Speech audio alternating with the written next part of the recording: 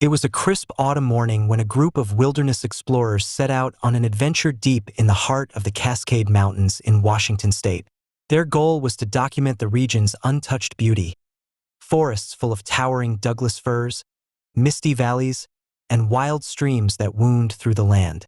The team, composed of seasoned hikers, biologists, and photographers, had trekked these woods before, but today promised something different. As they ventured farther from the familiar paths, the dense forest seemed to grow more mysterious. The towering trees were draped in moss, their leaves a patchwork of green and gold. The air smelled of damp earth and pine, and the only sounds were the crunch of their boots on the forest floor and the distant calls of birds. But then, something strange caught their attention. One of the explorers, Emily, was walking ahead when she stopped abruptly, her eyes widening in disbelief. She turned to the others and motioned for them to come over quietly. The group gathered around, trying to understand what had caused her to freeze. There, high up in the trees, was something unlike anything they'd seen before. A cluster of what appeared to be small, round objects, nestled among the branches. At first, the group assumed it was some kind of bird's nest, but upon closer inspection, they realized it wasn't organic at all. These objects looked metallic, almost like an array of silver spheres hanging delicately from the limbs of the trees. The explorers exchanged puzzled glances. What were these strange objects? There wasn't a sign of human presence in the area, and the objects didn't resemble anything they had ever encountered in the wild.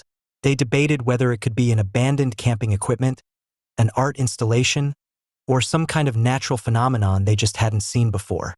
"It can't be just a nest," said Jake, one of the biologists, squinting up at the spheres. "There's no way a bird would build something like that." Emily nodded.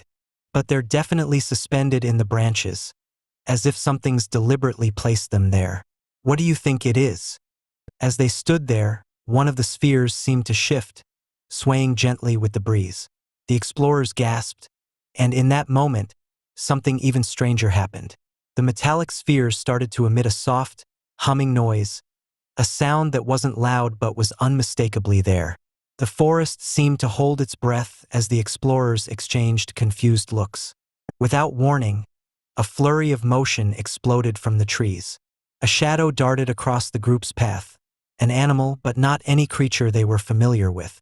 It was small, agile, with quick, darting movements that seemed to blend perfectly with the forest's shadows. As the creature leaped from branch to branch, the explorers were stunned to realize it wasn't just one animal, but a whole family of small, almost ethereal creatures. They had shimmering fur that seemed to reflect the light in odd, iridescent patterns, giving them an otherworldly appearance. They weren't like any known species in the area. Jake quickly fumbled for his camera, capturing as much as he could. "These can't be real," he whispered in awe. The creatures didn't seem scared of the explorers.